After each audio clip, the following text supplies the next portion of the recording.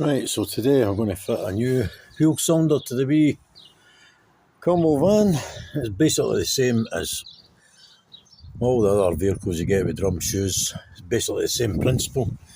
This is the shoes all on place. This time the shoes are in the correct way. The last person who had it before had the shoe arm in the inside when it should be on the outside, and also this little clip here, this little bracket, was missing completely. So don't assume when you take brakes off that that's the way it all goes back on. Have a wee look at a diagram or things like that. So got everything all ready. I've got new wheel cylinder, all the tools ready for the sizes.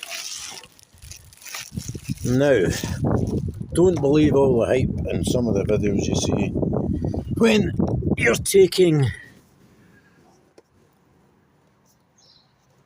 these brake pipes off. Now, for the last 4 or 5 days I've put WD-40 on that, a little pick inside there just to pick away at the rust. WD-40, wire brush it to death, wire brush that, WD-40 4 or 5 days. This is the original cylinder by the looks of it. Compared to the one on the other side, this looks original. So it's 17 years that pipe's been on. So, I'm trying to put the wee torch there so you can see it. Not very easy to get that in place. There we go. Now, an invaluable bit of kit if you're serious about doing brakes is buying one of these brake line spanners. Invaluable. About £8 off eBay, no dear, but if you're ever going to do brake lines, don't be scared of doing brake lines, but just be careful what you're doing, especially if they've been on for so long. So these are 10mm and 11mm, and I believe the one at the back is an 11mm, so it goes over the pipe like so and onto it. So when you're releasing these,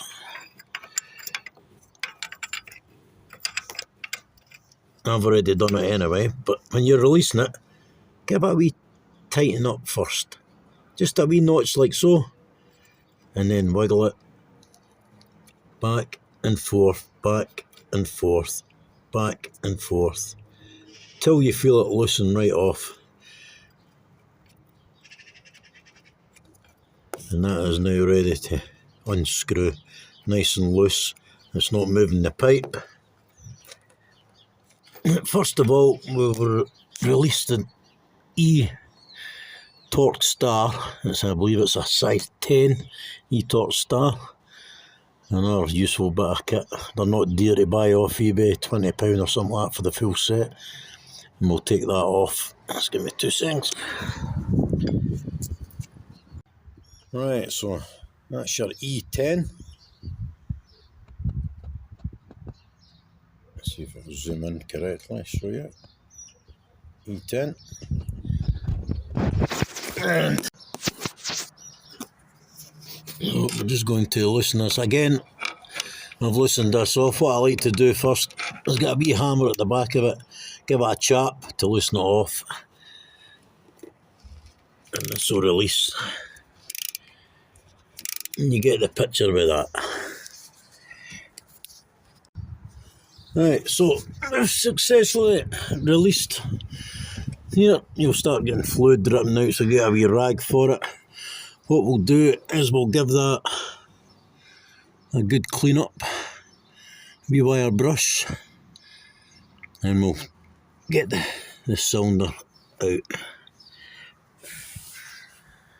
So it should just pop now out of place, like so.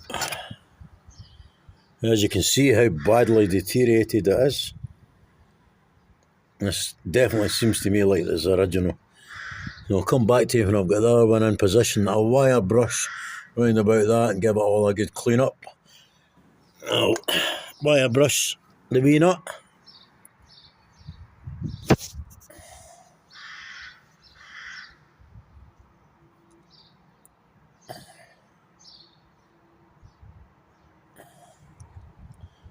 Where are we? There we go. Wire brush the wee nut.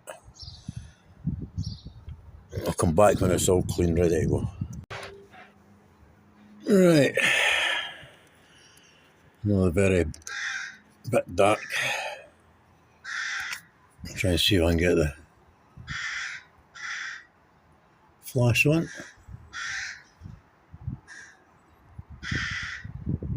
Okay. So when you're putting it all back in,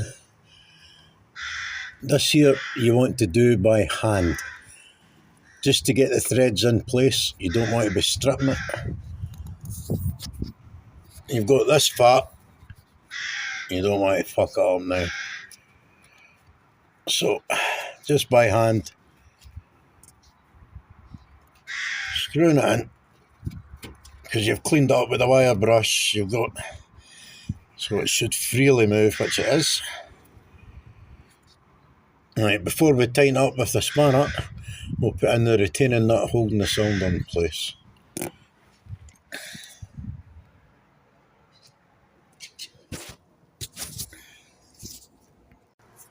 Right, so now we have the retaining screw in place and we can tighten up. But what we'll do first, we'll get a rag and we'll clean up all the fluid. Now when you're tightening this up, you don't want to go too tight, but you want to have enough on it that it's not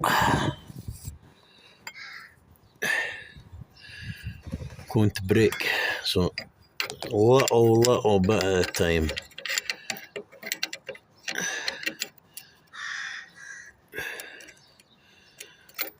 You just want to stop the fluid coming out. You can always tighten it back up again once you've started the bleeding process.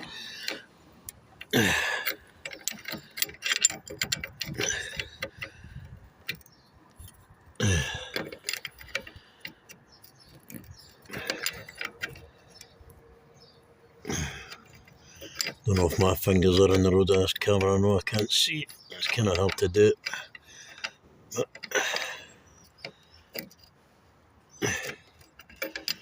you can see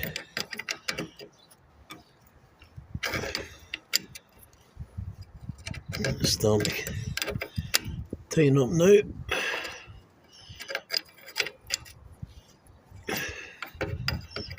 Because you've done it by hand, you know it's going to go in the right threads. You're not going to strip anything on your new piston, the new cylinder. Starting to tighten up.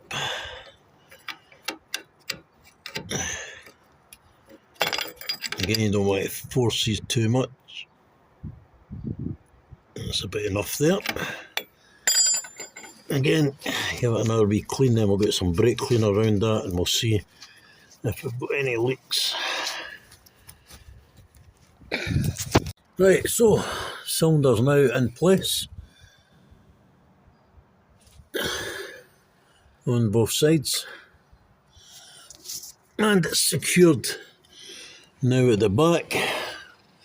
I've cleaned up with brake cleaner. I don't see any physical leaks and out, but yeah, we're still to bleed it, and we'll do that when my assistant's back. But as you can see, the difference in the quality of the back of that to that, which is nigh on disintegrated away. It makes me think it's the original. There was fluid coming out it. I suspect maybe at the back there, or you can see the rubbers have expanded round, so I'm assuming a lot of rubbish, and I did try and clean it, but there was a lot of gunk and that in there. Yeah, so, but for £8, £9, easy to clean them. Right, so that's us finished with this side. And the outside anyway, we can put the drum back on, brand new, freshly painted, stop it for rusting, and put the wee retrain screw back in, and then when we come to do the bleeding, everything is from the back. So far it looks all dry, doesn't look as though it's leaking anywhere, but we won't find that out till we actually start bleeding the system. Okay, doke.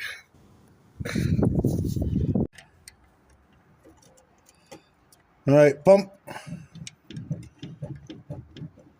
Hold.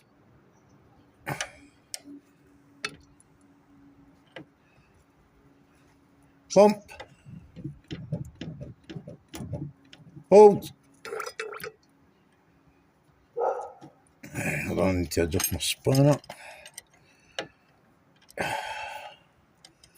Taking too much out of that.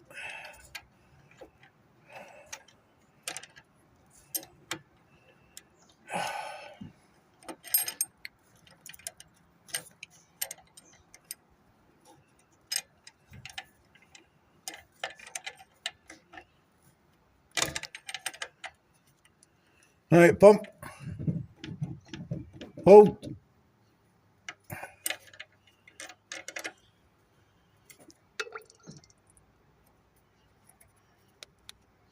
And pump. Is it getting hard? You're good at that. Right, I'll do it. Thank you, Assistant Elaine. Professional pumper. Told you she was a pro. So, as you can see, the fluid is slightly underneath the max, so we've just topped that up with a bit of the new .40. Shut the cap. Get the wheels on. Tighten up the wee bolts on the wee retaining bolt in the drum, because I like to keep them loose while I'm doing this. The reason is the wheel will spin freely, but if you tighten that wee screw up, it pulls the drum into one side. I wonder if I can even do it by hand. I'll show you. So the drum spins, but if you tighten that up even by hand, it starts to tighten up just on that side. Okay. Right, so last thing to do. Wheels are back on. Everything's spinning freely. There's no rubbing. Not a problem. So we need to adjust the handbrake. As you can see, remember the first video we loosened it all off. So we've got loads of place. We just need to adjust. This we can do by ourselves. Just tighten it up. A wee bit at a time. A wee bit more yet.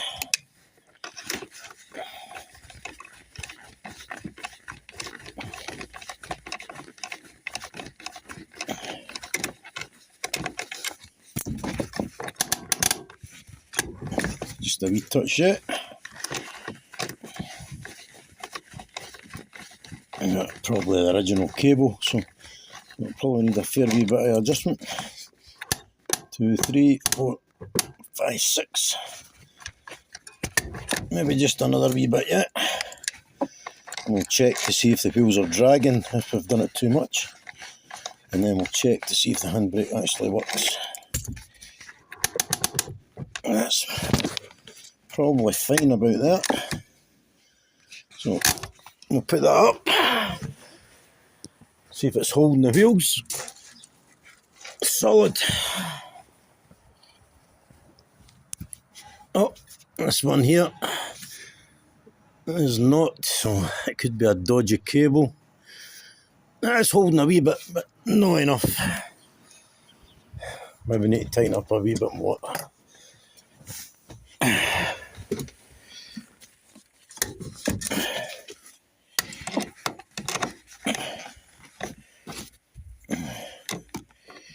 Need the match on this bad boy.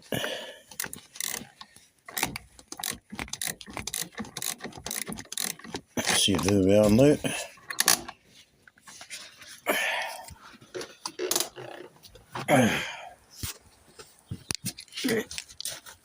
It's solid. And we're solid now. Superb. Now, what we want to do is release the handbrake and check that the wheels still spin when we release it. Lovely. And lovely. So, job done.